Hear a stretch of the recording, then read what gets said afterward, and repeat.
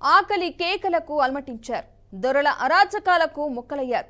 అణిచివేతతో ఎన్నో వ్యధలు అనుభవించారు. అంతేనా, అర్ధాకలితో బతుకు భారమైన పరిస్థితులు వారివి. ఆకలి అనారోగ్యంతో వెళ్లదీస్తున్న వారి బతుకుల్లో ఆసిఫాబాద్కు పొరక దొరపేటకు వచ్చిన వరంగల్ జిల్లా అజాం జహీమిల్లు కార్మికుడు దాసరి లక్ష్మీకాంతం పలకరింపు బతుకుపై భరోసా కల్పించింది. పటేల్ పట్వారీ వ్యవస్థలో అణచబడిన ఆదివాసీలను స్వయం పాలన కోసం ఉద్యమించేలా చైతన్యపరిచింది. ఆడోళ్ల మానాలను మన్ను చేస్తుంటే మరుగుతున్న నెత్తురుతో తిరగబడ్డ చరిత్ర వారిది. వారి దుర్భరమైన జీవన విధానమే నినదించేలా చేసింది. రెక్కలు ముక్కలు చేసుకుని శ్రమించిన మెతుకు దొరకని ధైర్యమే పిడికిలెత్తేలా పురుగొల్పింది. నిషేధాజ్ఞలను లెక్క చేయకుండా ముందుకెళ్లేలా ధైర్యాన్నిచ్చింది.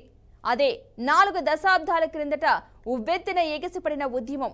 నిలదీసి అడిగితే తప్ప బతుకు మారదనే ఆక్రోశం జనంలో జనమై నినదించేలా చేసిన తెగువ పోలీసు కాల్పులకు దారితీసింది. స్వతంత్ర భారతావనిలో మరో జలియన్వాలా బాగ్ దురంతంలా ప్రసిద్ధి పొందిన అమరత్వం ఇంద్రవెల్లి.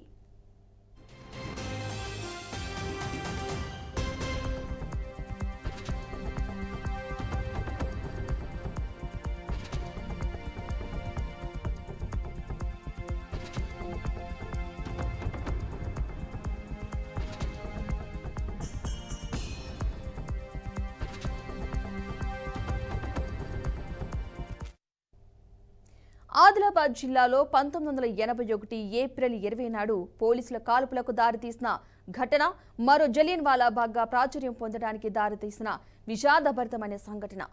భూమి భుక్తి విముక్తి పేరిట అప్పటి పీపుల్స్ వార్ అనుబంధ రైతు కూలీ సంఘం 1981 ఏప్రిల్ 20న ఇంద్రవెల్లిలో భారీ సభ ఏర్పాటు చేసింది. తొలుత అనుమతించిన పోలీసులు తర్వాత నిషేధాజ్ఞలు అమలు చేశారు. విషయం తెలియని ఆదివాసీలు ముందుకెళ్లారు. ఓ ఆదివాసీ మహిళపై పోలీసు చేసిన అఘాయిత్యం అలజడికి కారణమై కాల్పులకు దారితీసింది. వందలాది మంది చనిపోయిన పోలీసు యంత్రాంగం కేవలం 13 మంది మరణించినట్లు ప్రకటించింది.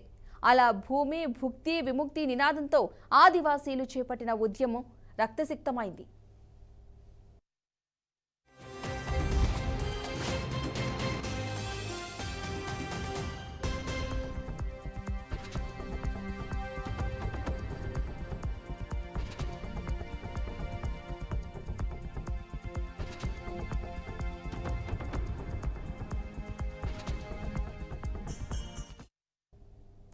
సభకు అనుమతి ఇవ్వని అప్పటి SP M Krishnarao, Adilabad RDO Ambarish ఓ రోజు ముందే ఇంద్రవెల్లిలో మకాం వేశారు. ఆ క్రమంలోనే తన పట్ల అసభ్యంగా ప్రవర్తించిన ఓ కానిస్టేబుల్పై ప్రాణం కంటే శీలమే ముఖ్యంగా కలకలం రేగి కాల్పులు వించిన ఓ ఆదివాసీ మహిళ కొడవలితో దాడి చేసింది.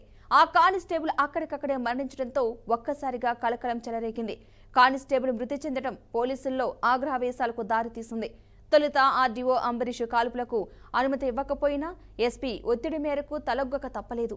పోలీసు కాల్పులకు గురైన వందలాది మంది ఆదివాసీల గాయాలతో ఇంద్రవెల్లి నెత్తురోడింది. అడవిలో చెట్టుకొకరు పుట్టుకొకరన్నట్లు పారిపోతూ శవాలుగా మారారు. పాలకుల మారారే తప్ప ఆదివాసీల బ్రతుకుల్లో ప్రగతి వెలుగులు ప్రసరించలేదు. అప్పటి నుంచి 2015 కంటే ముందు ఇంద్రవెల్లి సంస్మరణ సభ పోలీసుల నిషేధాజ్ఞల మధ్య సాగితే 2015 నుంచి 2023 వరకు ప్రభుత్వ ఆంక్షల మధ్య కొనసాగింది.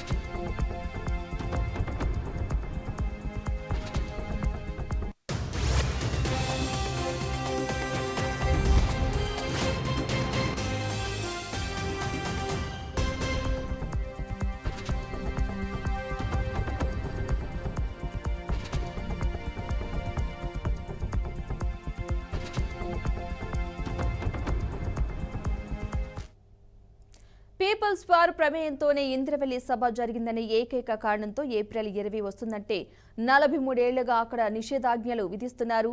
ఆదివాసీలు సాంప్రదాయ రీతిలో నివాళులర్పించుకోకుండా పోలీస్ పహారా కొనసాగుతోంది. రేవంత్ రెడ్డి ప్రభుత్వం వచ్చిన తర్వాత ఇంద్రవెల్లి అమరుల స్థలాన్ని స్మారక కేంద్రంగా తీర్చిదిద్దేందుకు ₹1 కోటి మంజూరు చేసింది. ప్రభుత్వమే ముందుకు రావడంతో ఏడాది ప్రభుత్వమే అధికారికంగా సభ నిర్వహించడం గాయపడిన ఆదివాసీల భుజం తట్టినట్లయింది. నిషేధాజ్ఞలు ఎత్తివేయటం ఆహ్వానించే పరిణామమే కానీ రక్తం చిందించిన ఆనాటి అమరుల కలను సాకారం చేయాల్సిన బాధ్యత పాలకులపైనే ఉందనేది ఆదివాసీల మనోగతంగా వినిపిస్తోంది.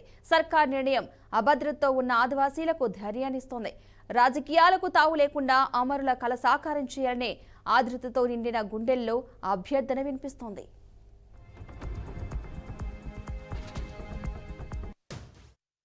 రైట్, ఇదే అంశానికి సంబంధించిన పూర్తి సమాచారాన్ని మా ప్రతినిధి రామకృష్ణ అందిస్తారు. రామకృష్ణ, చెప్పండి, ప్రస్తుతం ఇంద్రవెల్లిలో ఎలాంటి పరిస్థితులు నెలకొన్నాయనుకోవచ్చు? అంటే ఇప్పటికీ ఇంద్రవెల్లి రక్తసిక్తానికి 44 ఏళ్లు పూర్తయి 43 ఏళ్లు పూర్తయి 44 ఏళ్లు వచ్చిన నేపథ్యంలో అక్కడున్న ప్రజల మనోగతం కూడా ఏ విధంగా ఉందనుకోవచ్చు?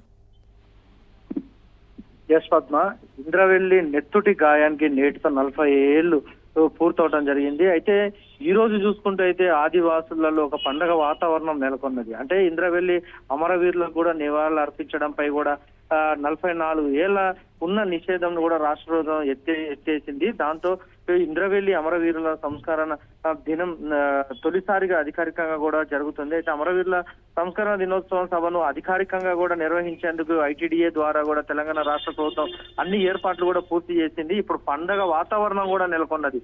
ఉమ్మడి ఆదిలాబాద్ జిల్లాలో ఏజెన్సీలో గిరిజనులతో పాటు అమరవీరుల కుటుంబ సభ్యులు కూడా తరలి వస్తున్నారు. ఈ సంస్కరణ కార్యక్రమంలో కూడా మంత్రి సీతక్క కూడా పాల్గొంటున్నారు. అయితే 1981లో కూడా ఏప్రిల్ 20న సిపిఐకి చెందిన కొండపల్లి సీతారామయ్య వర్గానికి చెందిన గిరిజన రైతు కూలీ సంఘం ఆధ్వర్యంలో కూడా ఇంద్రవెల్లిలో జరిగిన ఈ సమావేశానికి పోలీసులు అడ్డుకొని కాల్పులు కూడా జరపడం జరిగింది. అయితే ఆదివాసులు భూములు సర్టిఫికెట్లు డిమాండ్ ఆదివాసీయేతర వ్యక్తుల ఆక్రమణలను కూడా నిరసిస్తూ కూడా ఈ ర్యాలీని కూడా నిర్వహించడం జరిగింది. అయితే భూమి భుక్తి విముక్తి పేరుతో కూడా నాడు పోరు సభ కూడా జరగటం, అంతేకాకుండా ఆ సభకు అనుమతి కూడా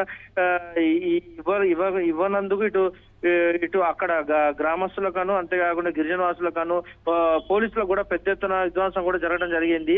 అయితే ఇప్పటికైతే ఆ సభ జరగడానికి అయితే ఎలాంటి పర్మిషన్ లేదు. అయితే ఎందుకంటే కేవలం నక్సలైట్ల ఆందోళన భయంతో కూడా దీన్ని రద్దు చేయడం జరిగింది. అయితే ఆనాడు పోలీసుల కాల్పుల్లో కూడా చూసుకోవచ్చు 13 మంది ఆదివాసులు కూడా మరణించారని నాటి ప్రభుత్వం కూడా ప్రకటించింది. కానీ మృతుల సంఖ్య ఇంకా ఎక్కువ కూడా ఉంటుందని చెప్పేసి ఇటు ఆదివాసులు కూడా చెప్తున్నారు.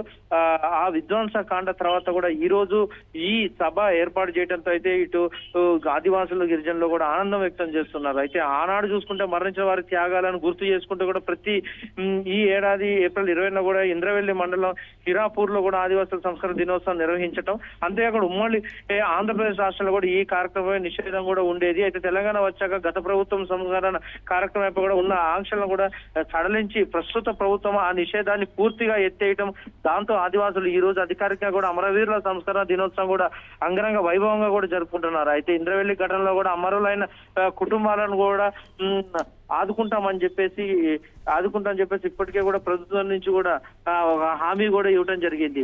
అయితే ఈ ఇంద్రవెల్లి నెత్తుటి గాయానికి నేడుతో 40 ఏళ్లు పూర్తవటం, అంతేకాకుండా ఈ రోజు ఇంద్రవెల్లి అమరవీరుల నివాళులు అర్పించడంపై కూడా 44 ఏళ్లుగా కూడా ఈ నిషేధాన్ని ఎత్తేయడంతో అయితే ఈ గిరిజనులు కూడా ఆనందం వ్యక్తం చేస్తున్న పరిస్థితులు ఈ రోజు అక్కడ పండగ వాతావరణం నెలకొన్నది. పద్మ.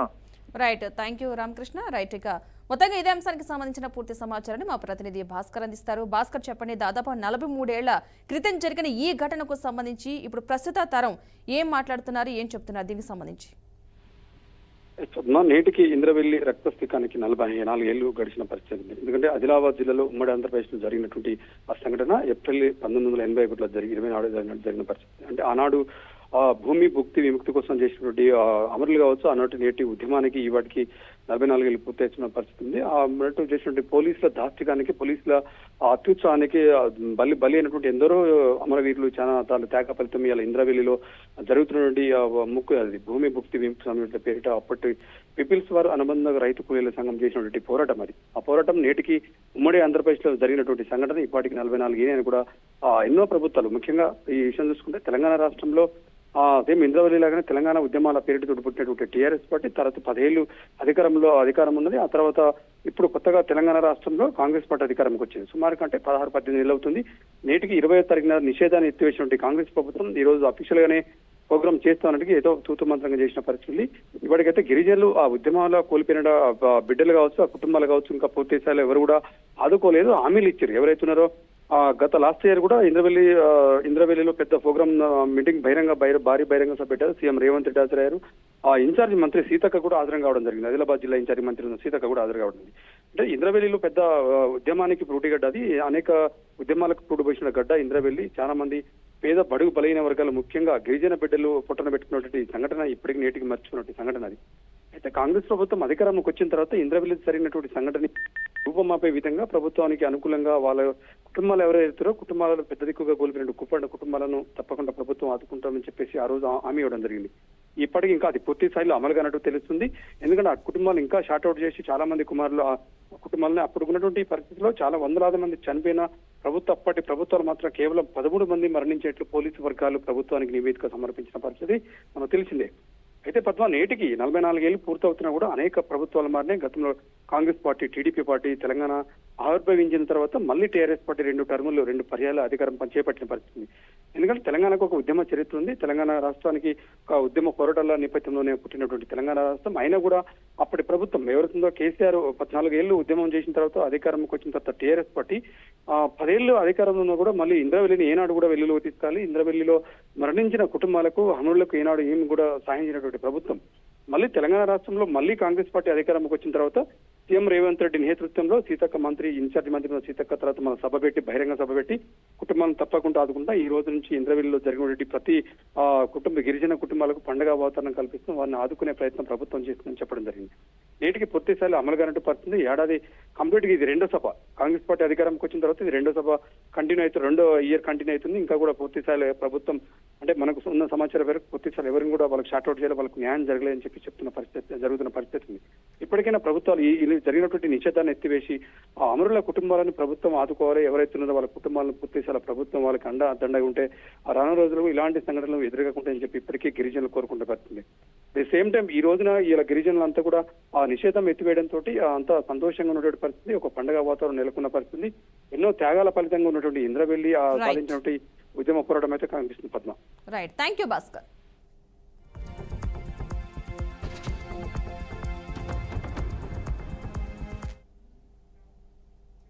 ఈ కేబులెటిన్ updates keep watching BRK news Telugu సత్తా.